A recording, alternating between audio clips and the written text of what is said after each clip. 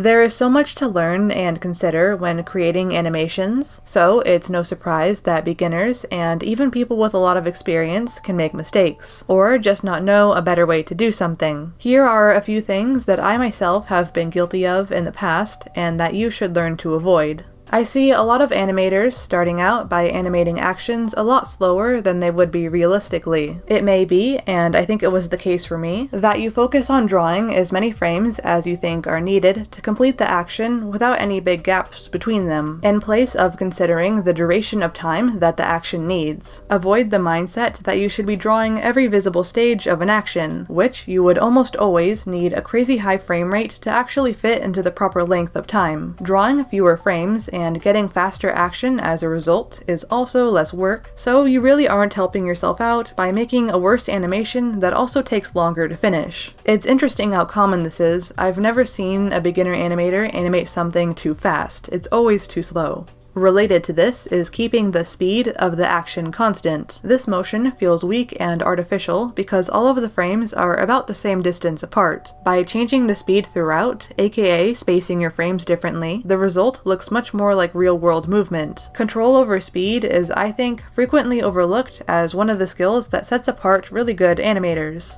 Another mistake that I remember making myself is cutting corners that shouldn't be cut. As an extreme example, I think back to an animal run cycle animation I made that looked something like this. I figured that all I really needed to move was the legs, and then everything else could be a single drawing. The resulting animation looks incredibly unnatural, since when an animal runs, the entire body should be affected by the motion. This way of improperly attempting to cut corners is very common, although often in less extreme ways. You try to save time by only animating the part of a subject moving that you think really matters. Nowadays, I like to think of the way people and creatures move as like a fading out domino effect. One part moves significantly, like this arm being raised, then the shoulder attached to it also moves, but not as much. And then the area of the upper body that is near to the shoulder moves just slightly. Beyond that, there is no movement. By thinking of organic movement this way, you avoid the awkward effect created by a significantly moving part being directly attached to a part that is staying still. Adding in the frames between your keyframes can seem straightforward, but there is a surprising number of things that you can do wrong for what on the surface level seems like just connecting the dots of your animation. One of those things is always making actions go in a straight, direct path. In some cases, this is okay, but for almost all character actions, you're going to get more natural-looking results by using arcs. Instead of drawing the midpoint of the action directly between the two keyframes, try putting it a little ways out from that direct path. Organic movement has curves, even just very subtle ones, so in most cases, avoid rigid, straight transitions between poses and use an arc instead.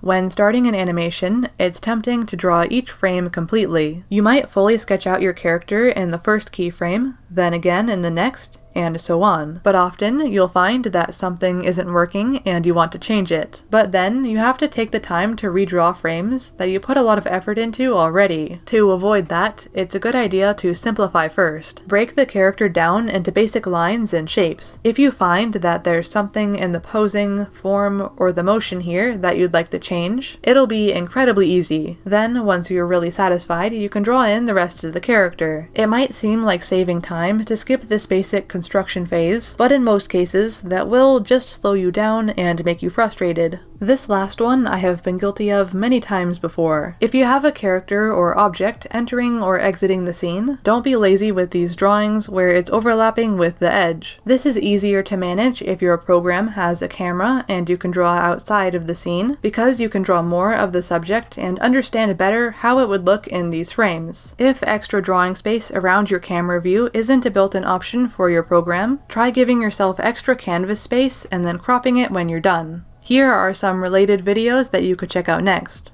Thanks for watching!